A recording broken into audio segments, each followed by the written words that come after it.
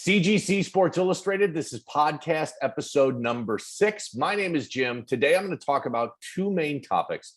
The first I'll go through are some of the best first covers of athletes. On the last episode, I did some of the worst covers, so I thought it was only fair that we spend some time talking about some of the best first covers of athletes. For the second topic, I'm going to take a deep dive into autographs and how CGC deals with autographs. And a bit of a spoiler alert, it is complicated.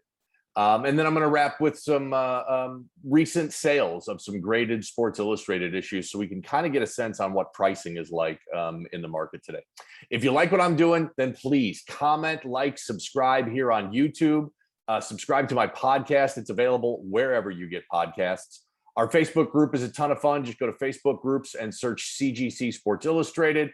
Follow me on Instagram, Twitter, TikTok, eBay. I have the same username everywhere, CGC Sports Illustrated. That's also my email, cgcsportsillustrated@gmail.com. Here are my usual disclaimers that I've been doing before all my videos lately. Number one, I only collect newsstand issues. I don't collect subscription issues. I don't talk about subscription issues other than to say that I don't collect them. So whenever you hear me talking today about an issue or a slab, I'm always referring to newsstand copies. Number two, whenever I'm talking about a specific issue, I try my best to remember to tell you if I own that issue. This world is full of people doing the whole pump and dump thing on everything from crypto to stocks and sports cards. I just hate that stuff. So when I talk about an issue, I'll let you know if I own it. And that way there's been full disclosure and you guys can make your mind up on everything. Okay, so let's dig in. Best first covers. Just like sports cards, when it comes to Sports Illustrated collecting, there's a huge focus on rookie cards or first covers. It's the first time an athlete appears on the cover of Sports Illustrated. On the last episode, like I said, we looked at the worst first covers and someone asked if I could do the best ones. Thought it was a really good idea. So when I sat down to try and figure out what were some of the best first covers, it ended up being a lot harder than what I thought it would be. You know, because initially I started looking at the most valuable first covers, and I started looking at Mickey Mantle and Michael Jordan and Tom Brady and LeBron. And, you know, to be honest, it started just to get kind of boring. These are all the high profile covers, the ones we always see for sale, and it just wasn't that interesting to me. So if you want to call this upcoming list maybe underrated covers or just my favorite first covers, fine. These were really just first covers that I find most interesting right now. So keep that all in mind as we go through this. Okay, so first one up. I love this cover. Love it, love it, love it. This is probably my favorite on this entire list here. So this is Dr. J. This is his first cover from January 14th, 1974. There's so much I love about this cover. Maybe one of the most surprising things about it, the reason why I love it, is because of how rare this issue is. There's only been 9 copies of this issue ever graded. That's it. 9. It's frigging Dr. J, and this is his first cover, and it looks amazing. And there's still only ever been 9 graded. So let's compare that to Michael Jordan's first cover, where as of today, there are 48 of those graded. There's one of this Dr. J issue graded at 9.2, and there's 2 graded at 9.0. So this issue is impossible to find in any condition. So rarity is one reason why this issue is so good. Another reason I love this issue is because it's from the old ABA. So now if you're younger and you don't have any idea what I'm talking about, there used to be 2 professional basketball leagues. There was the NBA and there was the ABA. When Dr. J was in college, he wanted to leave after his junior year. And at the time, the NBA said, we only take seniors. We don't take juniors coming into the NBA. But the ABA was like, sure, come on, we'll take you. So Dr. J went and played for the ABA. The ABA was so innovative and did so many things first. So they were the first league to have a 3-point shot. They had this, if you can see this amazing red, white, and blue basketball that just looked so cool.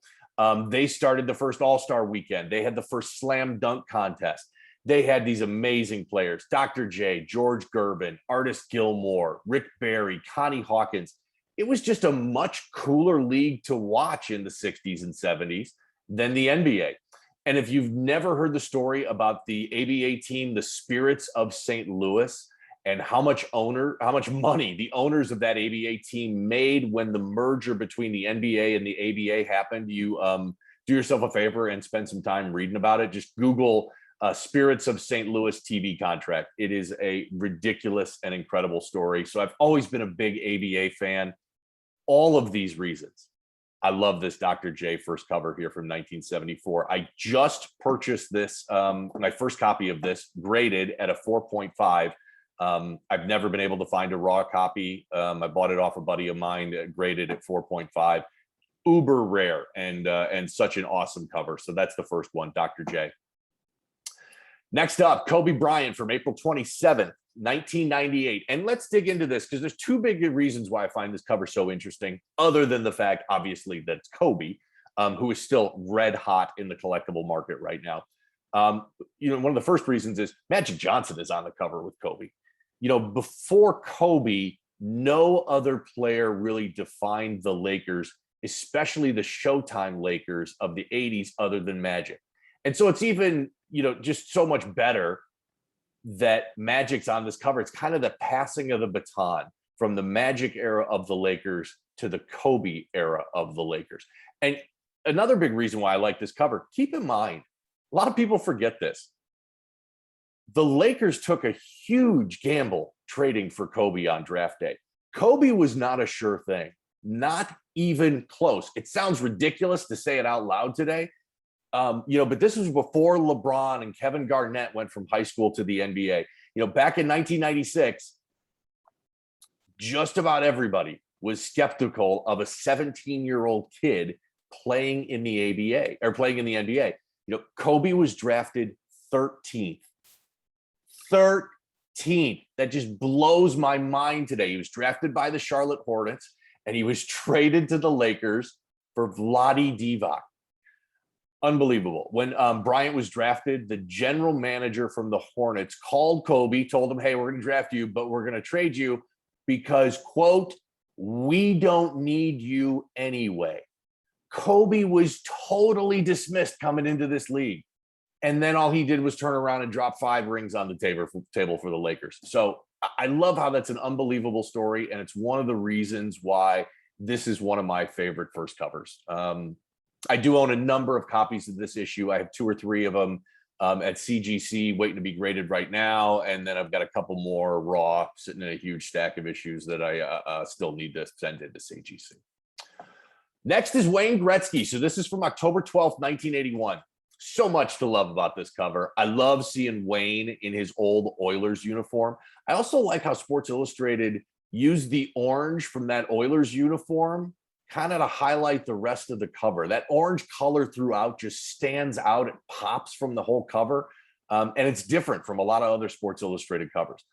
But for me, my love is all about that 80s haircut that Wayne's got. It's long, it's wavy. He's rocking a hard center part. I mean, right down the middle of his head.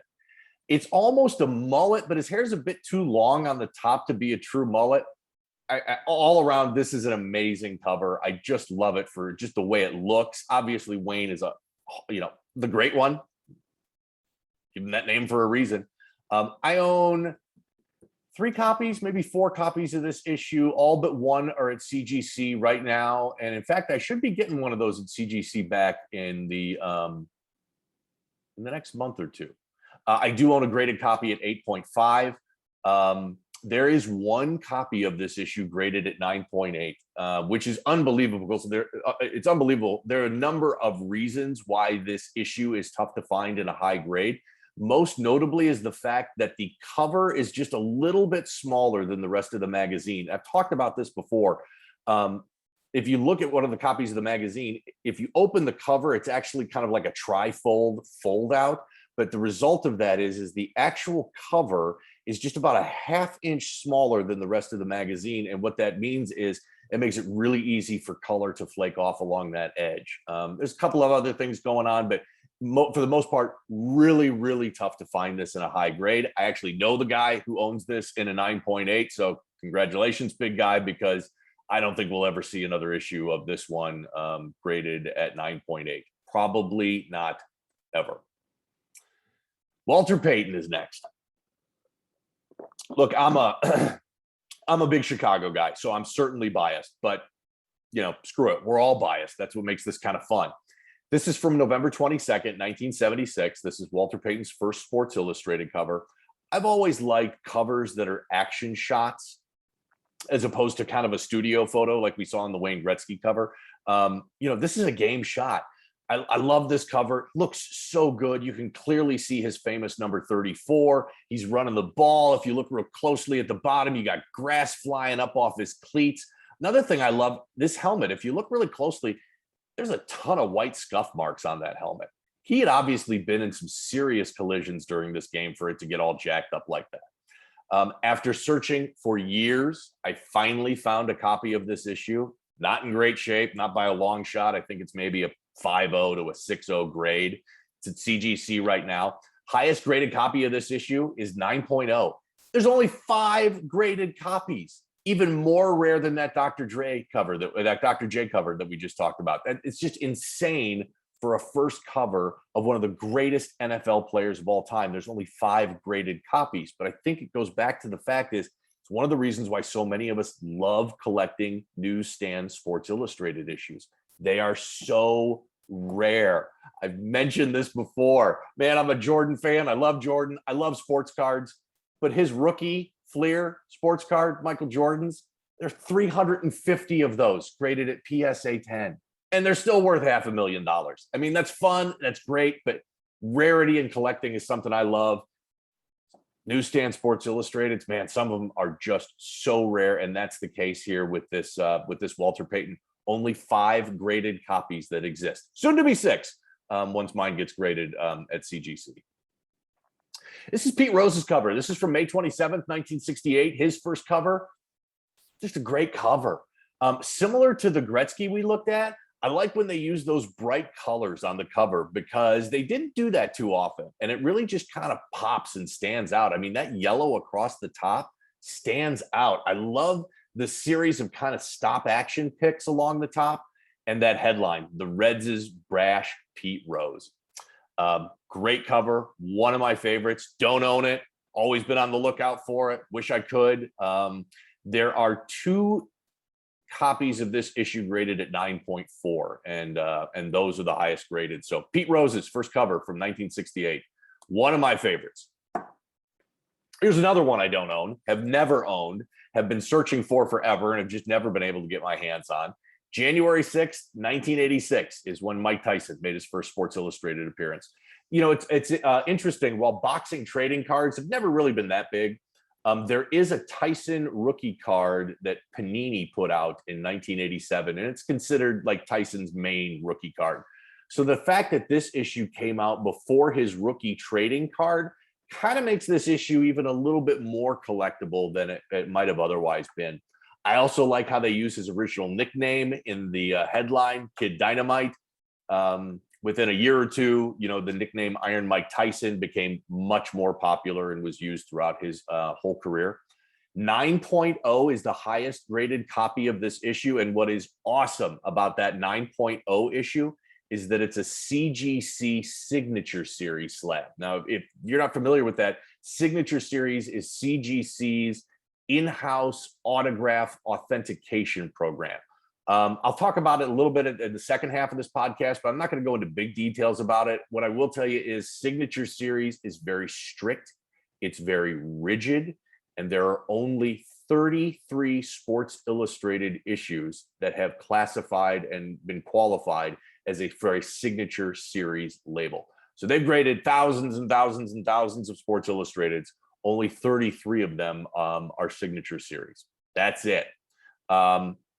And again, the highest graded copy of this issue of Mike Tyson happens to be a Signature Series issue. And the guy that bought it actually DM'd me on Instagram right after he bought it. He was so excited, showing me the pictures of it. So He's a big collector, mostly a sports card guy. It was his first graded Sports Illustrated purchase, and he went in, jumped in with both feet and bought an amazing issue, the highest graded Mike Tyson rookie, and also signature series. So I've never owned a copy of this one. Man, been looking for a long time and just have never been able to get my hands on it. It's a good one. Okay, so this is the last one, and I wanted to get a modern issue in here. This is Trevor Lawrence. This is from January 14th, 2019. I am a huge college football fan, more so than the NFL. I mean, I really enjoy college football. I mean, I love the NFL too, but I'm a college football guy, and I'm a huge Trevor Lawrence fan. I think he is a once-in-a-generation talent. I think the fact that he was drafted by Jacksonville and is playing for head coach Urban Meyer is a good thing and will give him a great shot at being successful in the NFL. I love it. He's famous for his long hair, and you can certainly see that right there in the cover of this one, sticking out of the bottom of his helmet. One of the other things I really like about this, so this photo for this cover was taken during the 2019 National Championship game when they beat Alabama. So you've got a photo from this iconic game that's used as his first cover. Just a lot of things to love about this. I mean, I think he's got a huge upside, and I'm a big Trevor Lawrence fan. I own several copies of this issue. I've got 2 or 3, maybe 4 at CGC being graded right now. I've still got a few more raw issues of this one that I need to send in. Just a great first cover there from Trevor Lawrence from 2019. Okay, so topic number 2, how to handle sending in autographed issues to CGC. So getting copies of Sports Illustrated autographed has been a separate sub-hobby in and of itself. There for years have been sizable groups of people that just collect autographed Sports Illustrated. And it kind of makes sense. The photography is amazing. Sports Illustrated is really kind of the perfect size for framing. There's plenty of room on the cover for an autograph. As opposed to sports cards, I've always felt like sports cards, it looks like they're cramming the autograph into this tiny little box. It always looks kind of cramped to me. Got a ton of room to work with for getting autographs on a Sports Illustrated. So it's always been a great medium for getting autographs. But getting autographed issues of Sports Illustrated graded by CGC is extremely tricky, and there's a lot of pitfalls. And so a number of things to keep in mind. So I'm going to walk you through most of them here. So this is, this is first, CGC has their own autograph authentication process called Signature Series. If you've ever seen a CGC slab with a yellow label on the top, that's a Signature Series label. The standard that CGC has for an item to get the Signature Series label is pretty tough. The autograph has to be signed. The item has to be signed with a CGC Signature Series witness present. Then the magazine is kept by the witness and it's delivered directly to CGC. You don't get that issue back after the autograph. You only get it back after it's graded. And like I talked about before, out of the thousands and thousands of Sports Illustrated issues that CGC has graded, 33 have qualified for the Signature Series label. So that's an insanely small number, which should prove to you how difficult it is to qualify for a Signature Series. So let's say you have an issue that's autographed that you want to get graded. Big thing you need to know, CGC does not recognize certificates of authenticity or authentication processes from other companies. No one, not JSA, not PSA, not Beckett, no one. So if there's an autograph on the issue already, it will never qualify for CGC Signature Series because that autograph has to be signed in front of a CGC Signature Series witness. So if you've got that autograph on the issue, what CGC will do when you send it in to be graded is that they will treat that autograph like any other writing on the cover, which means it's a defect. What do you think a random scribbling of a Sharpie marker is going to do to your grade on a Sports Illustrated cover? It's going to destroy it. It's going to certainly bring it down significantly. So CGC treats that autograph as a defect. So with all of this in mind, if you still want your autographed issue graded by CGC, you basically have 2 choices. If you just send your issue into CGC like you would any other issue, chances are it is going to come back looking like this. This is the dreaded qualified label from CGC. Basically, what the qualified label means is that there's something significantly wrong with this issue. However, with the green qualified label, CGC doesn't downgrade your issue for having an autograph on it. So what CGC is saying with this example that we're looking at here, this is Muhammad Ali's first cover, graded at 8.5, and it's autographed. So what CGC says, if we ignore this autograph, this is an 8.5 issue. But because this autograph is on here, we're going to give it this green qualified label. Here's the problem. Everything I've seen in the marketplace is that any issue with a green label basically loses almost all of its collectability. That's not me saying that. That's me saying that's what the market is saying. And keep in mind, because there's so few of these out there, it's really being driven by comic books. But you can talk to comic book people. You can get on comic book forums and watch videos of people that collect comic books and get them graded. 99.99% of the time, if you've got a green qualified label, you've basically just destroyed the collectability of it. Talked about this before, because Sports Illustrateds are a combination of graded Sports Illustrateds are a combination of sports cards and comic books. And the company that does our grading is CGC, which is a comic book company. What happens in the comic book industry and how the comic book market judges collectability of various things is going to affect graded issues of Sports Illustrated. So keep that in mind. However, there is another option. You can specifically request a universal blue label when sending in your issue. The problem with this option is that CGC will downgrade your issue for that writing on the cover, the autograph. So you can get the full grade with the green label, or you can get a blue label with a much lower grade. Not an easy decision to make.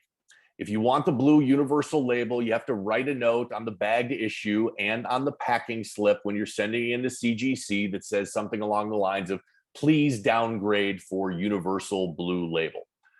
Something else to keep in mind, all of this is up, your request that you're making is up to the decision of the grader. So you can make this request and it's still possible that CGC will give you a green qualified label. If you do request that blue label, my experience is that your issue will be downgraded anywhere from 1 to 2 full points for that autograph being in the cover. So if you've got an issue that would normally be a perfect 9.8 without an autograph on it, with the autograph on it, and getting a blue label, it's probably going to be anywhere from a 7.5 to an 8.5. You might be able to squeak out a 9.0, but that's it. So all of that's something and good information to keep in mind. And if all of this weren't complicated enough, there's one more thing to keep in mind. Once an issue gets downgraded to about 7.0, CGC will not downgrade the issue further for the autograph being on there. And let me show you an example of this. So this is actually an issue that I own. This is from my personal collection. This is a Time magazine with Ara Parseghian on the cover. He was a famous Notre Dame coach, won a national championship back in the 60s and 70s. Now, before I knew all of these rules about autographs and how to handle them and that sort of stuff, I just sent this issue in to be graded. I didn't request a blue label. I didn't know anything about blue or green labels. And when I got it back as a blue label at 6.5, and I started doing more research on this, I reached out to CGC a number of times and had a number of conversations with people there. And what they told me is basically because it's graded at 6.5, CGC didn't downgrade it any further and gave me a blue label instead of that green qualified label. So something to keep in mind that once an issue is around a 7.0 or a 6.5 on its own, CGC won't further downgrade the issue because of an autograph. I know all of this is confusing, and worse, grading is always subjective and there are not clear lines defined around these rules. So if you have questions about autographs beyond what we've just talked about here, drop a comment or DM me on social media. Okay, let's wrap up today and look at some recent top sales of graded magazines. So first one up, this is Michael Jordan. This is Jordan's 41st Sports Illustrated cover. Got Scottie Pippen on there as well. This issue is from June 8th, 1998, with the headline "The Last Stand." $3,000 was the asking price on this. Best offer was accepted. I'm going to guess this sold for around $2,500. It's a Michael Jordan graded at a 9.8. Man, those are massively collectible. But the other thing about this and why it sold for so much, this is a pop 1 of 1 with none higher. So this is a 9.8. I think there are 7 9.6 of this issue, but there's only 9.8. It's the highest graded copy in the world, and there's only one of these. And obviously, you know, with the Michael Jordan documentary, The Last Dance coming out last year, everything Jordan has just been through the roof in collectability and continues to be this case. Great cover. I own one of those 7 9.6s. I got a couple more copies of this one at CGC being graded right now. Love that issue, Michael Jordan at 9.8. Next up, this is Hank Aaron issue. This is his famous 715 issue from April 15th, 1974. This is graded at 8.5. Sale price on this one was $1,000. Full disclosure, I'm the one that sold this issue. So this is the one that I got graded, came back, and I sold it on eBay and accepted a best offer of $1,000. This is an amazing cover. Probably a top 20 all-time Sports Illustrated cover. 715, the home run. It's a great shot of him. You can see his face. He's holding up the ball. I will tell you, there are several of these graded above 8.5, including there's one copy out there that's at 9.8. Gonna be tough for anyone to ever get another one of these graded at 9.8. One of the reasons, all that black along the outline, man, really easy for that black ink to show defects and that color to flake along the spine. For me, this is a great cover in any grade just because it's so iconic. I do have a couple more copies of this issue. I think one of them is at CGC and one of them I still have raw. Unfortunately, neither of those will be anywhere near a 9.8 and probably won't even make it to 8.0. Just kind of giving you an example of how rare it is to find this one in a high grade. Super rare to find an issue that's almost 50 years old in such a high grade and a condition like this, and graded at 8.5, which is why it went for $1,000. Next up, Patrick Mahomes and his first cover from November 19th, 2018, graded at 9.8. This one sold for $2,600. Unlike the Jordan issue, there are about a dozen of this issue graded at 9.8, still extremely collectible. As we all know, Patrick Mahomes is the future of the NFL. His sports cards have gone through the roof in price the last couple of years. Something else really interesting about this one sold in August for $2,600. But right now on Heritage Auction, there's another 9.8 up for auction with a current bid of $4,320. And there's still a few days left to go on this auction. So someone got a heck of a deal buying that 9.8 Patrick Mahomes off of eBay for $2,600 because the market is saying that the price on one of these is over $4,000 now. I own a bunch of copies of this issue. A couple of them might have a shot at 9.8. Most will be more along the lines of a 9.2, 9.4, 9.6. I got several of them at CGC right now, and then several others raw.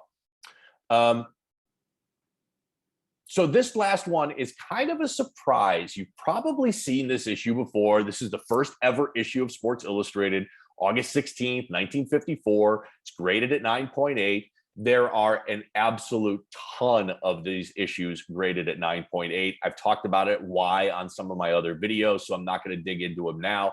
But the fact of the matter is, you know, I think there's probably 40 or 50 of these graded at 9.8. It's not hurting. The population count is not hurting the collectability and the pricing of it. What's surprising about this one is this one sold recently for $11,000. Now, typically, you'll see this issue sell for about $5,000 to $6,000. So this one going on Heritage for 11 grand is very interesting.